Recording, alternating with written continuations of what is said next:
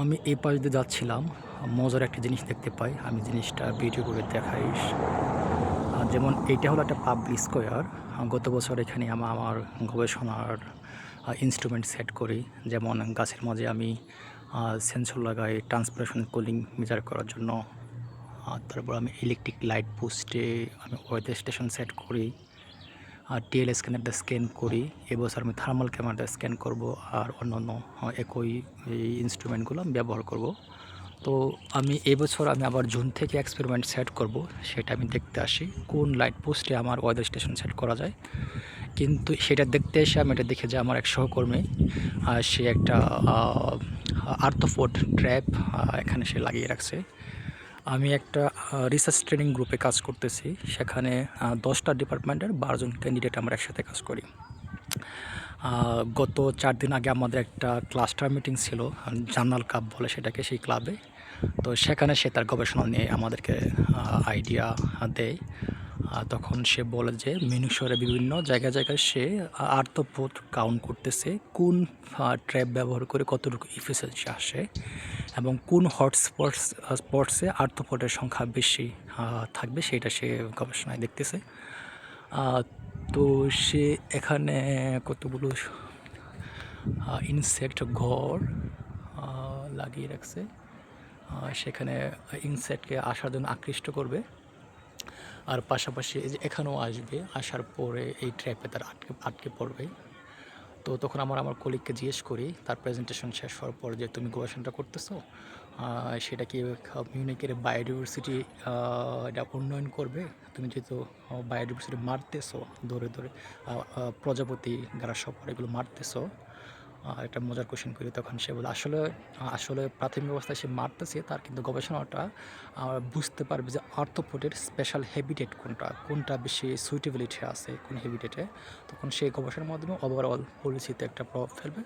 তখন biodiversity conservation পলিসিতে সেটা একটা প্রভাব ফেলবে। সেটা ওভারঅল এটা ভালো সুফল নিয়ে আসবে তার গবেষণার মাধ্যমে। তো তার গবেষণায় সে আমাদের জার্নাল কাপে একটা ব্যাপার ছিল যে আমরা 2টা পেপার নিয়ে আসব। একটা পেপার উপস্থাপন করব যেটা হলো লিটারেচার রিভিউ বা সিস্টেমেটিক রিভিউ রিলেটেড। দ্বিতীয় পেপার হলো মেথড রিলেটেড, যেই মেথডটা আমাদের গবেষণার সাথে সম্পর্কিত বা তার গবেষণার সাথে সম্পর্কিত সেটা শেয়ার করবে। তারপর সেটা বিশ্লেষণ করবে, কোথায় স্ট্রং পয়েন্ট কোনটা, উইক পয়েন্ট কোনটা, কতটুকু তার গবেষণা রিলেভেন্ট, সেরকম ছিল। তো সেখানেও আমি কিছু কোশ্চেন কোয়ান্টিটিভ রিলেটেড কোশ্চেন করি। সবাই জানে যে আমি খুব বেশি কোশ্চেন করি আমাদের গ্রুপের মাঝে। তো সে একটা ব্যাপার, সেটা ভিন্ন ব্যাপার। তা আমার গবেষণার বিষয়টা হলো আমি এরকম বিভিন্ন ঘাসে এখানে সেন্সর সেট করব, কতটুকু গ্রীষ্মকালে কতটুকু পাতা দিয়ে ট্রান্সপিরেশন কুলিং বা জলের বাষ্প বের হয়ে আসে, এটা আমাকে বলি ট্রান্সপিরেশন কুলিং বলি। সেইটা সেটা আমি পরিমাপ করব। দ্য সেম টাইম আমি করবো ওয়েদার স্টেশন সেট করব। ওয়েদার স্টেশন সেট করে আমি বিভিন্ন থার্মাল কমফোর্ট ম্যাট্রিক্স বের করবো, যেমন পিইটি, ইউটিসি, এগুলো হলো থার্মাল কমফোর্ট। আমরা নির্দিষ্ট জায়গায় শহর এলাকায় কতটুকু গুড ফিলিং করি ওই আমাদের ট্রান্সপিরেশনগুলি আসতেছে বা মাইক্রো ক্লাইমেট পরিবর্তন করার জন্য কতটুকু, সেটা নিয়ে আমি গবেষণা করতেছি। তো আমি কী করব, আমাদের গাছগুলো থেকে আমি ট্রান্সপিরেশন কুলিংয়ের জন্য আমি স্যাফ্লো পরিমাপ করব। ইন দ্য সেম টাইম আমি থার্মাল ক্যামেরা দিয়ে স্ক্যান করব।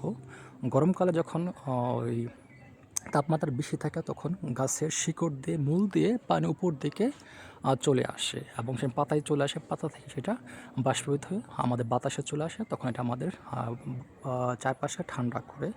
তো যখন গরমকালে গাছ দিয়ে পানি প্রবাহিত হয় তখন গাছের বিভিন্ন অংশ বিভিন্ন পরিমাণ পানি ধারণ করে বা বিভিন্ন পরিবর্তিত অবস্থায় পানি থাকে। যেমন পাতায় পানি হয়তো একটু বেশি গরম থাকে, বাকলের নিচে একটু ভিন্ন রকম থাকে। তো সে অনুযায়ী গাছের বিভিন্ন অংশ ভিন্ন ভিন্ন থার্মাল সিগনেচার দেবে। তো ভিন্ন ভিন্ন থার্মাল সিগনেচার হওয়ার কারণে একটা গাছ থেকে কী হবে, ভিন্ন রকমের সারফেস টেম্পারেচার পাবো আমি যখন গাছ থেকে বিভিন্ন সারফেস টেম্পারেচার পাবো এবং পুরো পাবলিক স্কোর থেকে আমি সারফেস টেম্পারেচার পাবো।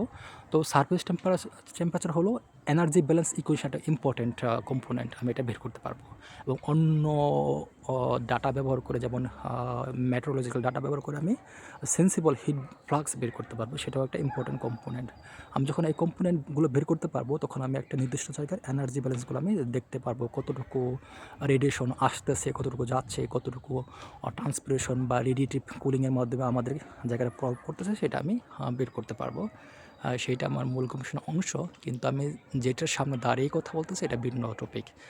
বায়োডাইভার্সিটি কোন হটস্পটে বেশি পাওয়া যাচ্ছে, বিশেষ করে প্রজাপতি, গ্রাসহপার, এই জাতীয় বায়োডাইভার্সিটি কীভাবে কোন এলাকাতে বেশি পাওয়া যায় বা কোন হেব্রিডিটির বেশি পাওয়া যায়, এবং কোন ট্র্যাপ ব্যবহার করলে আমাদের কাউন্টিংটা বেশি আসে, সেটাও একটা গবেষণার অংশ, যেটা আমার সহকর্মী করতেছে। এটা হলো টুমের একটা বায়োডাইভার্সিটি গ্রুপ থেকে কাজ করতেছে, আমি করতেছি ল্যান্ডস্কেপ প্ল্যানিং ডিপার্টমেন্ট থেকে কাজ করতেছি।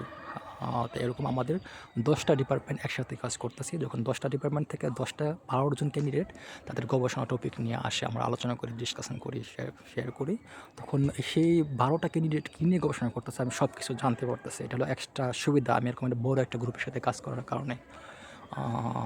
আমাকে বলা যাবে যে আমি প্রিভিলেজড অবস্থায় আছি, যে আমি 12টা ক্যান্ডিডেটের সাথে কাজ করতেছি, 12টা প্রফেসর তাদের গবেষণা শেয়ার করতেছি একটা গ্রুপের মাধ্যমে, যেটা আমরা সবাই এক্সচেঞ্জ করতেছি এবং জানতে পারতেছি। তো সেই আমাদের ময়মনসিংহ এলাকা থেকে এই মিউনিক শহরে টুম টেকনিক্যাল ইউনিভার্সিটি মিউনিকে কাজ করা, এরকম বড় একটা গ্রুপের সাথে কাজ করা আমি আসলে খুব প্রিভিলেজড। তো আমি এখানেই রাখছি, সবার জন্য শুভকামনা, সবাই ভালো থাকুক।